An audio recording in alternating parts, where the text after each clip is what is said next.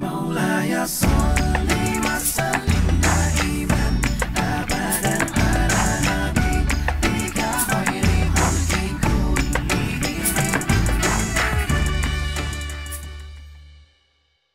أعوذ بالله من الشيطان الرجيم. بسم الله الرحمن الرحيم.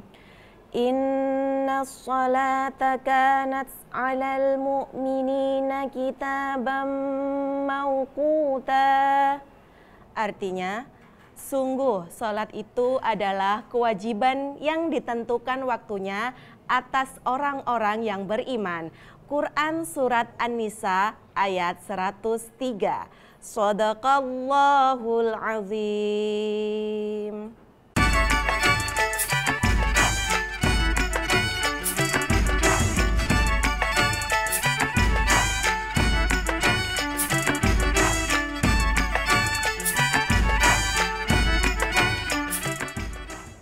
Assalamualaikum warahmatullahi wabarakatuh. Waalaikumsalam warahmatullahi wabarakatuh. Cahaya pagi, buka mata, buka hati. Yuk ngaji yuk. Yuk. Jalan-jalan ke kota Surabaya. Cakep. Jangan lupa cicip makanannya.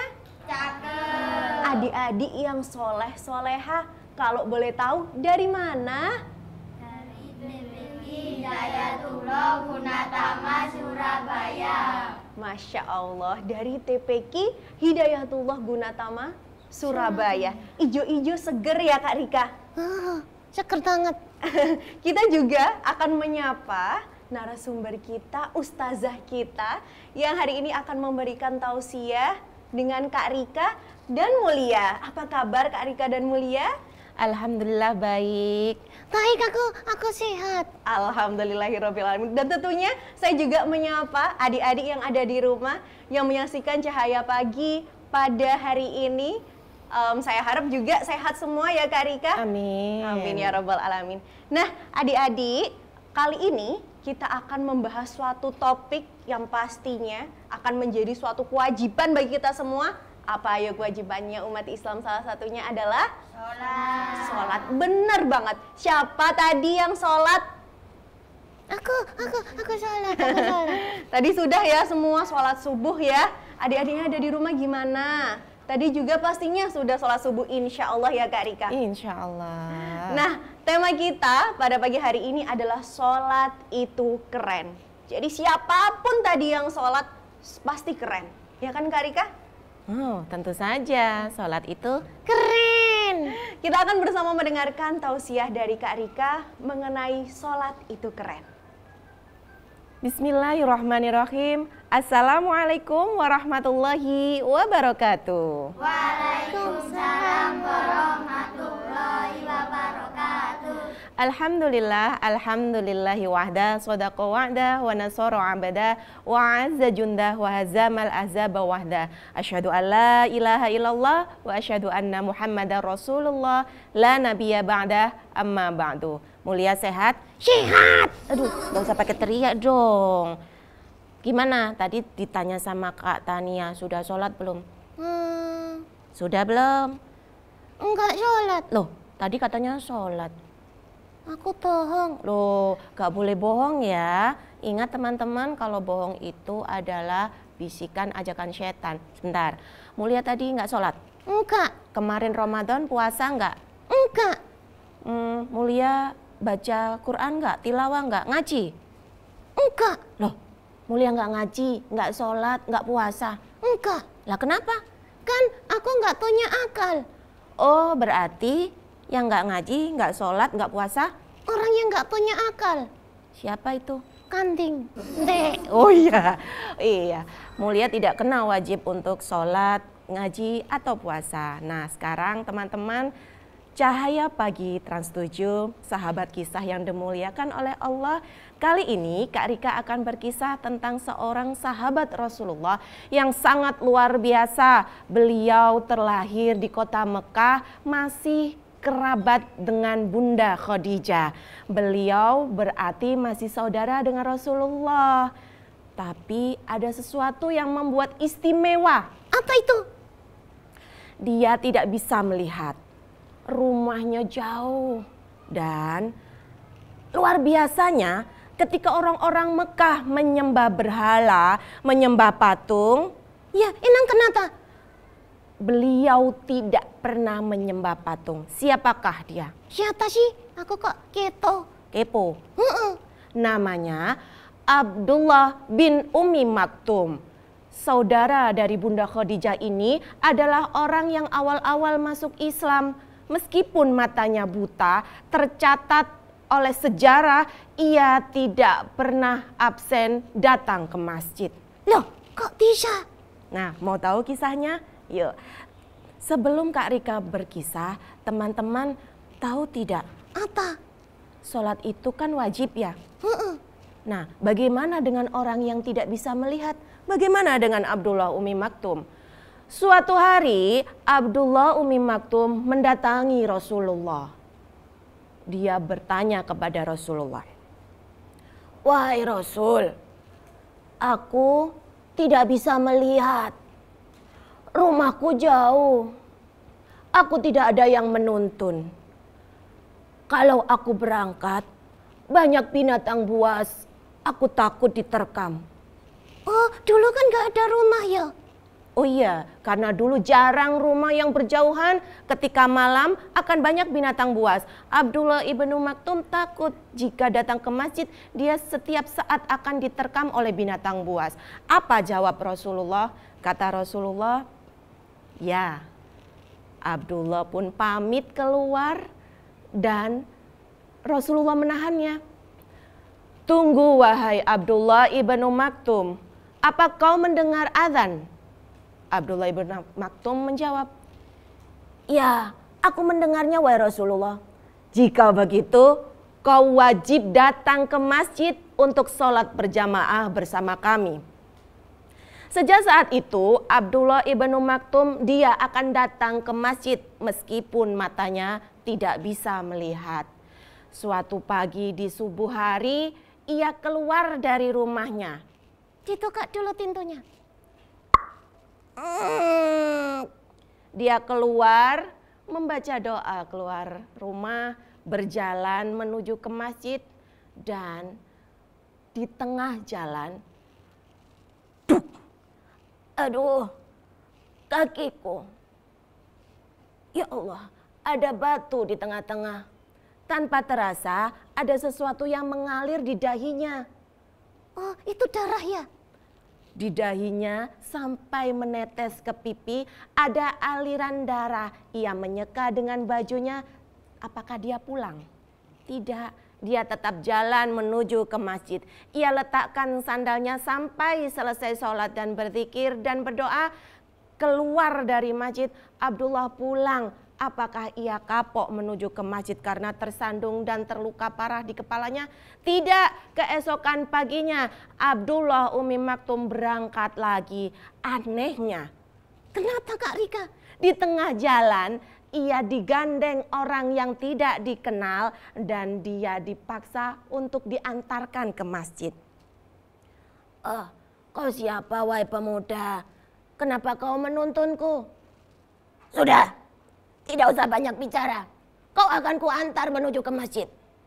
Setelah selesai sholat, Abdullah ibnu Maktum juga diantarkan lagi pulang. Padahal rumahnya jauh.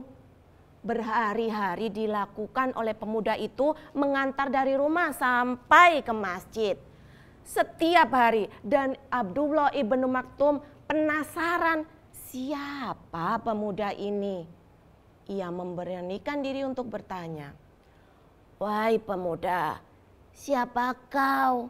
Kenapa kau selalu mengantarku datang ke masjid, tapi kau tidak pernah ikut sholat? Aku tidak pernah mengenalmu. Kenapa kau mengantarku? Sudah, kau tidak perlu banyak bertanya. Aku cuma ingin kamu datang ke masjid setiap hari. Lah iya, kenapa menolongku? Aku tidak perlu ditolong. Aku bisa meraba-raba kok. Kau masih ingat tidak?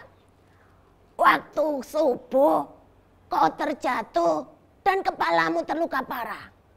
Itu perbuatanku. Loh, itu siapa sih? Aku adalah seorang iblis. Aku tidak terima. Kau terkenal oleh penduduk langit.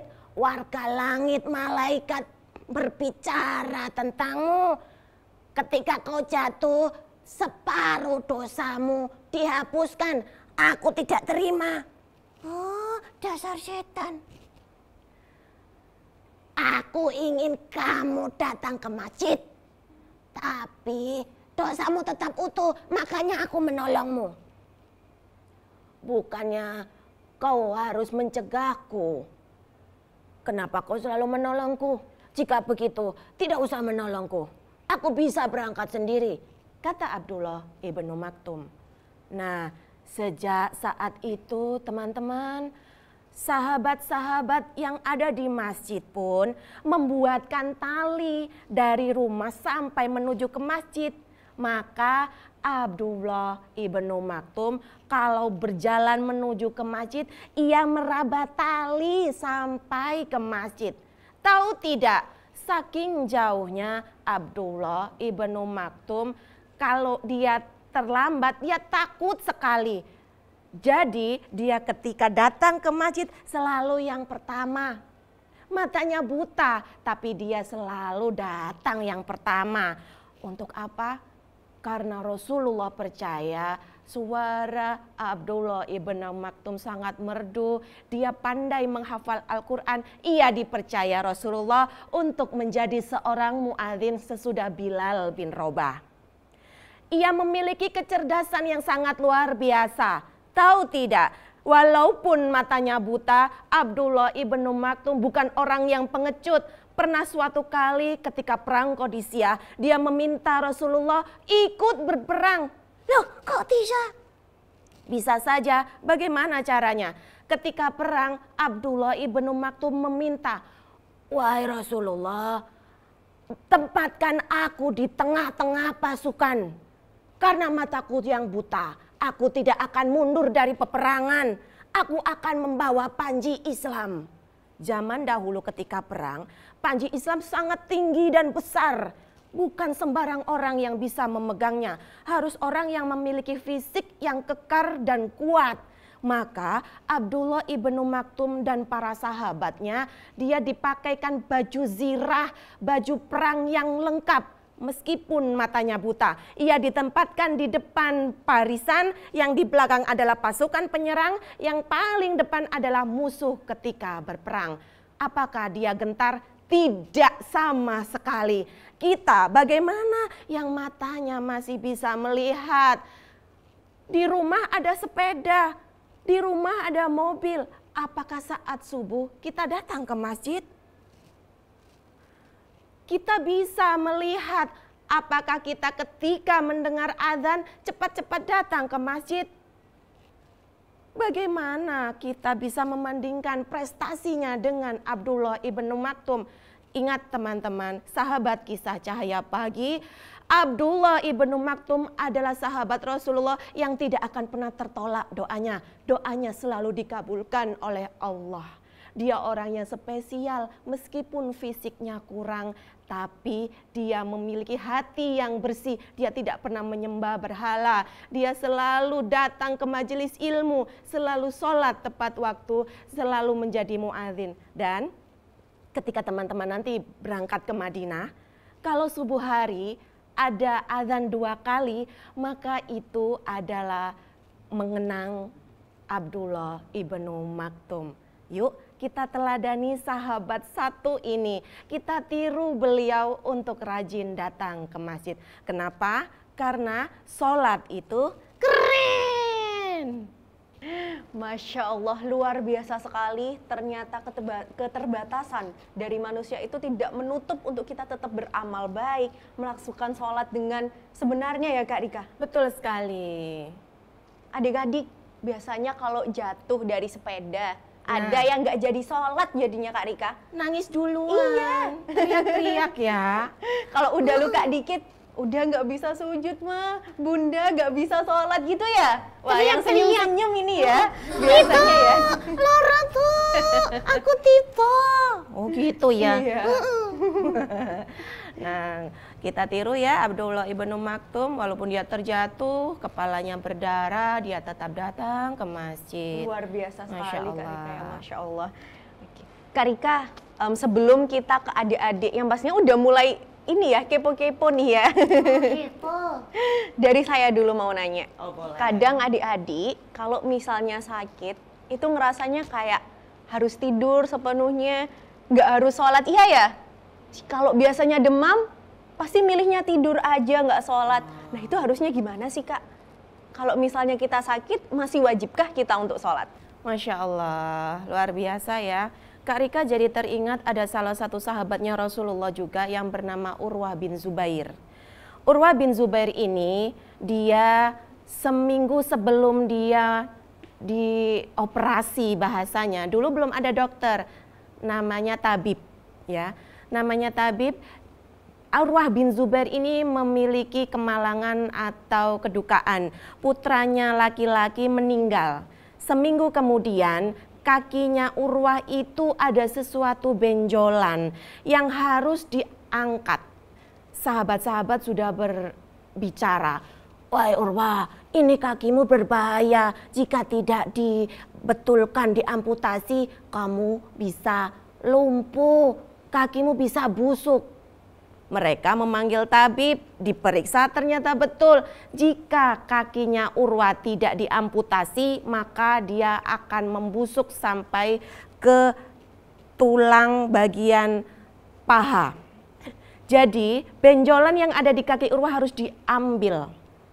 Bagaimana Urwah menanggapinya? Tentu sakit, dia jadi tidak bisa sholat, dia tidak bisa lagi datang ke masjid.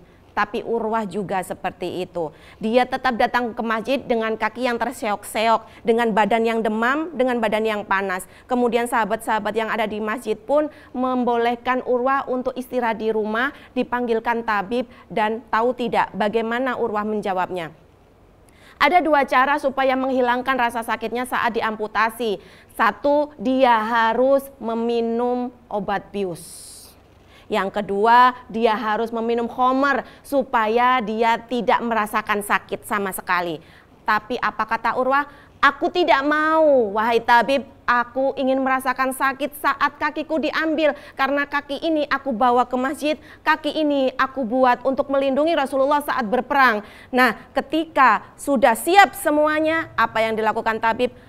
Ada caranya Urwah, silakan kau melakukan caramu sendiri bagaimana menghilangkan rasa sakit. Apakah yang dilakukan Urwah? Urwah terduduk, dia terkonsentrasi sampai wajahnya memerah ketika zikir. Dia ternyata melakukan sholat. Sampai wajahnya merah, baru si tabib bersiap untuk memotong kaki Urwah. Apakah Urwah kesakitan? Tidak sama sekali. Allah menghilangkan rasa sakitnya. Urwah masih berkonsentrasi. Dia terus berzikir dan berzikir dengan sholatnya sampai kakinya habis terpotong, sampai pangkal lutut, dan darah yang mengucur dengan derasnya. Hanya satu cara yang bisa menghentikan pendarahannya, yaitu dengan dicelupkan minyak yang sudah mendidih. Apa yang dilakukan Urwah? Urwah masih tetap melakukan sholat dan kakinya dicelupkan oleh tabib. Ia pun akhirnya berteriak dan pingsan selama 3 hari. Ketika bangun, apa yang dicari Urwah? "Mana kakiku wahai tabib? Di mana kakiku? Aku ingin melihatnya." Dengan bercucuran air mata, Urwah pun berkata, "Ini kaki yang aku bawa menuju ke masjid. Ini kaki yang aku bawa melindungi Rasulullah untuk berperang. Wahai Allah, terimalah kakiku." Sejak saat itu kaki Urwah dikubur duluan dan diterima oleh Allah. Ingat bahwa sakit bukan penghalang untuk kita sholat. Kita bisa tidur sholatnya dengan kondisi yang tidur, dengan kondisi terduduk.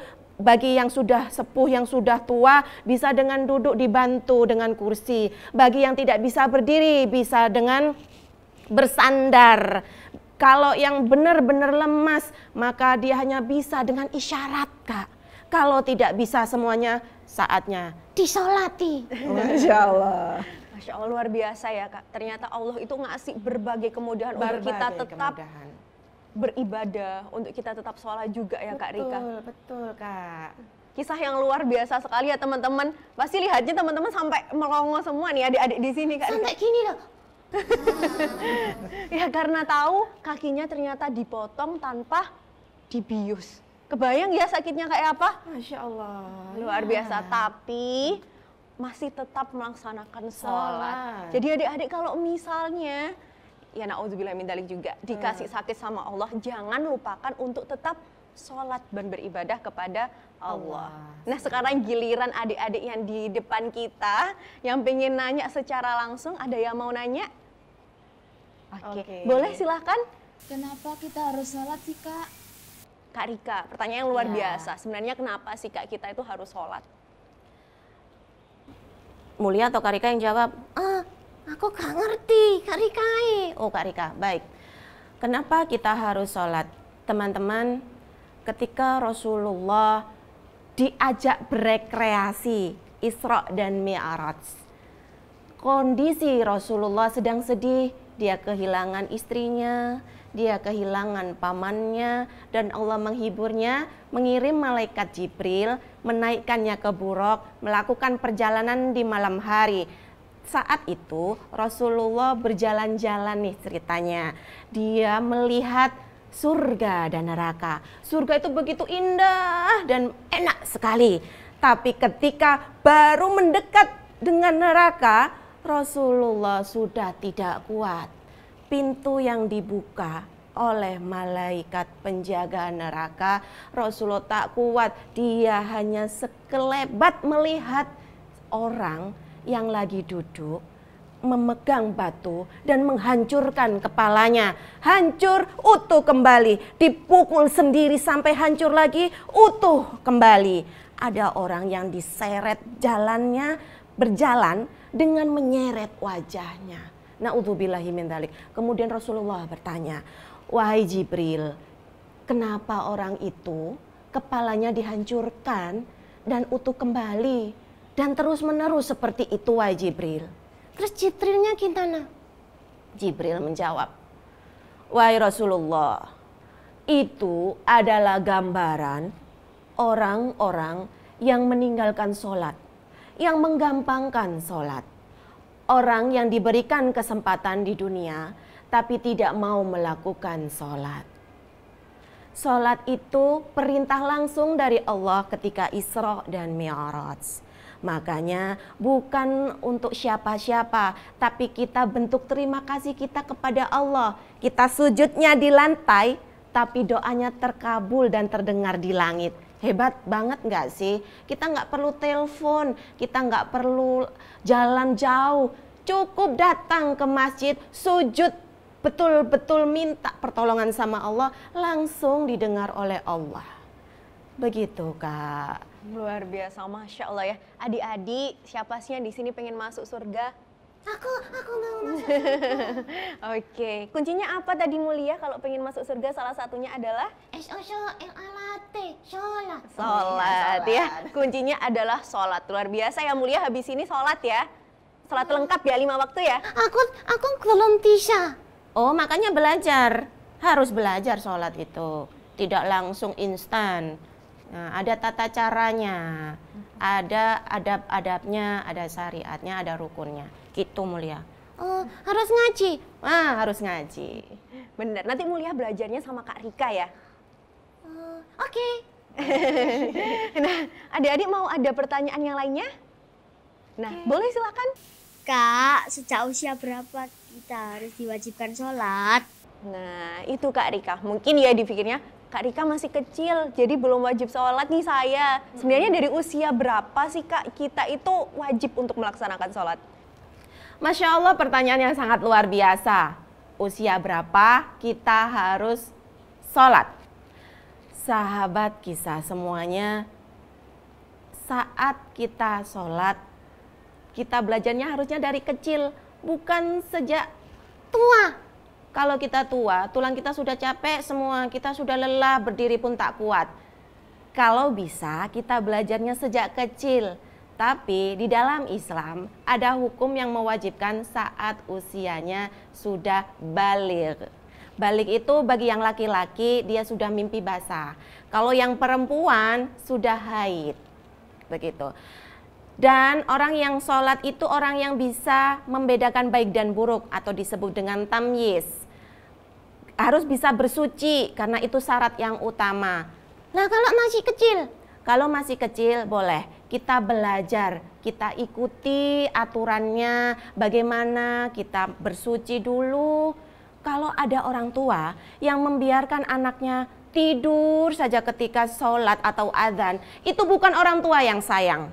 Itu orang tua yang menjerumuskan anaknya masuk ke dalam neraka. Harusnya ketika maghrib anak jangan disuruh untuk tidur, dibangunkan Kak. Jadi harus ikut sholat bagaimanapun dipaksa untuk sholat. Kenapa? Sesuatu yang dipaksakan awal-awal lama-lama mereka akan tersadar sendiri. Karena sholat itu jika tidak diajarkan sejak dini maka mereka akan mudah menggampangkan. Usia remaja mereka main aja, ngapain sholat, gak asik. Padahal ketika kita sholat, kita datang ke masjid nih, yang pertama kita sudah dapat pahala. Dan yang kedua kita belajar untuk bersaudara dengan muslim yang lain. Ketika kita sholat berjamaah datang ke masjid, anak-anak diajarkan untuk cinta masjid. Siapapun yang memakmurkan masjid, maka Allah akan ridho dan cinta. Karena masjid itu adalah tempat sebaik-baik tempat. Kalau yang seburuk-buruk tempat apa mulia? Pasar. Nah, di pasar. Jadi tempat sebaik-baiknya itu adalah masjid. Bersuci, pakai adab-adabnya, dan ingat, belajarnya dari kecil. Karena kita tidak tahu Allah mengambil usia kita itu umur berapa. Kalau kita meninggalnya di usia 10 tahun, wah, kita belum pernah ikut sholat berarti. Kalau kita meninggalnya udah tuek, wah itu terus belum sholat. Sejak kapan lagi kalau kita tidak belajar? Sejak kecil teman-teman, biasakan sejak kecil. Kalau ayahnya ke masjid, ikut ke masjid. Kalau yang perempuan diwajibkan sholatnya di rumah saja. Tuh. Iya, jadi sedini mungkin ya Kak? Sedini mungkin. Karena semuanya itu hal-hal baik, apapun itu harus dibiasakan. Betul dari sekali. anak-anak. Jadi kalau ditanya dari usia berapa, sebenarnya nggak ada batasnya juga ya Kak. Tidak Selagi kita memahami, mengerti kewajiban akan sholat, waktu itulah yang tepat juga untuk kita melaksanakan sholat. Begitu ya Kak Rika? Betul sekali. Kak Rika, satu pertanyaan lagi ya dari saya. Sebenarnya apa sih akibatnya kalau kita nggak ngelaksanain sholat Kak? Nah, teman-teman, inna sholata tanha kana anil fahsya'i wal munkar. Sholat itu mencegah perbuatan mungkar. Siapapun orang yang bisa melaksanakan sholat dan dia betul-betul khusyuk mintanya kepada Allah dan melakukan sholat itu dengan ridho, keikhlasan, butuh karena Allah, maka orang itu terhindar dari perbuatan dosa. Dia akan terjaga karena sholat itu membentengi kita untuk melakukan perbuatan-perbuatan yang buruk. Sholat itu adalah langsung perintah dari Allah, maka itu urusan kita langsung dengan Allah. Bukan manusia, bukan malaikat yang minta, bukan nabi, tapi langsung Allah yang meminta kita. Dan kalau kita sholat berarti kita sedang komunikasi sama Allah.